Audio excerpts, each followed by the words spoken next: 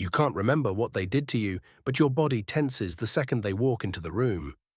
Your stomach drops, your voice gets smaller, and you have no idea why.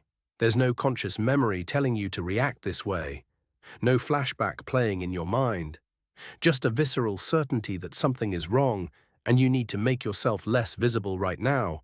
This isn't just bad memory, it's not even a flaw. It's your brain making a calculated trade, erasing the worst moments of your life to keep you functional, while permanently marking the person who caused them as a threat you can never forget. One file gets corrupted on purpose, the other gets locked in permanent storage, and both decisions happen without your permission. The event dissolves, the person stays, and the reason why reveals something about survival that most people never learn until it's already happened to them.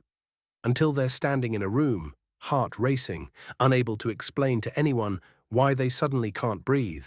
Let's start with what actually happens when your mind decides something is too dangerous to keep intact.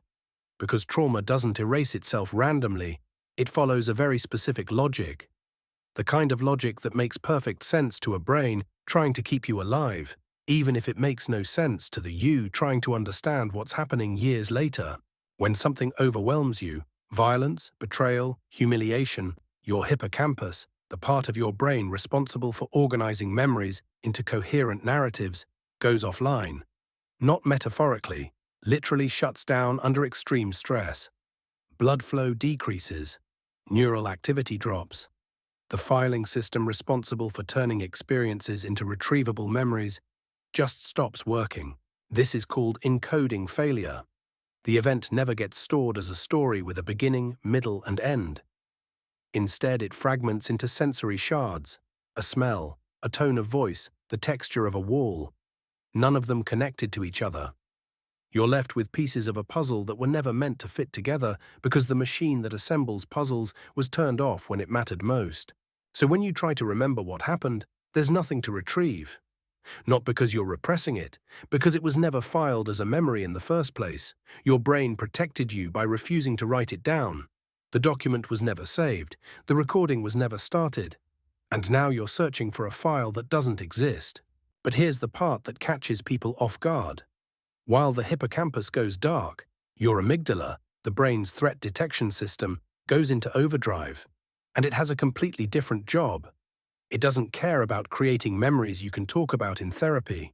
It cares about making sure you survive the next encounter. The amygdala doesn't care about narrative. It doesn't need context or timelines. It only cares about one thing: who is dangerous, and it locks that information in with a permanence that conscious memory can't touch. This is the difference between remembering something and knowing something in your bones. This is called threat tagging. The person, their face, their voice, their gait, even the way they clear their throat, gets burned into your nervous system as a warning, not a memory, a reflex. The same way your hand jerks back from a hot stove before you've consciously registered pain. Your body learns before your mind has time to process. So you forget the beating, but not the footsteps. You forget the words, but not the cadence. You forget the room, but not the angle of their shoulders when they stood in the doorway. Because your brain decided those are the things that might save your life next time. The details that give you a 3-second warning to brace, to hide, to make yourself small before the danger fully arrives. And this is where it gets harder to live with. Because the memory you don't have can't be processed. You can't talk yourself through it. You can't reframe it. You can't even explain it to someone who asks why you're acting this way. All you have is a feeling with no story attached, and feelings without stories make you look irrational to everyone around you. All you know is that this person makes you feel something you can't name. And when they're near, your body makes decisions before your mind catches up. You go quiet. You avoid eye contact. You agree to things you don't want to agree to. You become a version of yourself you don't recognize, and you have no idea why this particular person has that effect when others don't. This is procedural memory, survival behaviors stored in your body, not your conscious recall. It's why abuse survivors can't always tell you what happened, but can tell you exactly how to disappear in a room with their abuser present. Where to stand, how to breathe, which words to use to de-escalate. The choreography of survival becomes automatic, practiced without ever remembering the rehearsals. You learned how to survive them without ever remembering why you had to. And that split, between what your body knows and what your mind can access, is called dissociative amnesia. It's the gap between the you that remembers and the you that reacts. And most of the time, those two versions of you never communicate. It's not a disorder, it's a feature. Your brain made a trade. Erase the unbearable, keep the useful. The event would break you. The warning keeps you safe. So the event goes, and the person stays. One is a liability, the other is essential intelligence. And your brain chose function over narrative every single time. But here's the cost no one tells you about up front. When you carry a threat tag without the memory that explains it, other people think you're overreacting. They tell you to let it go. They say you're being dramatic or holding a grudge over nothing. Because to them, you're upset about something that never happened. And you can't prove otherwise, because to them, nothing happened. And you can't point to evidence you don't have, so you start to doubt yourself. Maybe you are overreacting. Maybe it wasn't that bad. Maybe you're the problem. Maybe the thing your body is screaming about is just your own brokenness, not a real threat at all. This is called betrayal blindness, coined by psychologist Jennifer Freyd. When the person who hurt you is someone you depend on, a parent, a partner, a boss, your brain has to perform an even more brutal edit. Because the dependency doesn't end just because the harm did. You still need them. You still have to see them. You still have to function in their presence. It buries not just the event, but your awareness of the betrayal itself. Because if you fully understood what they did, you'd have to leave. And if leaving isn't safe or possible, that understanding becomes the bigger threat.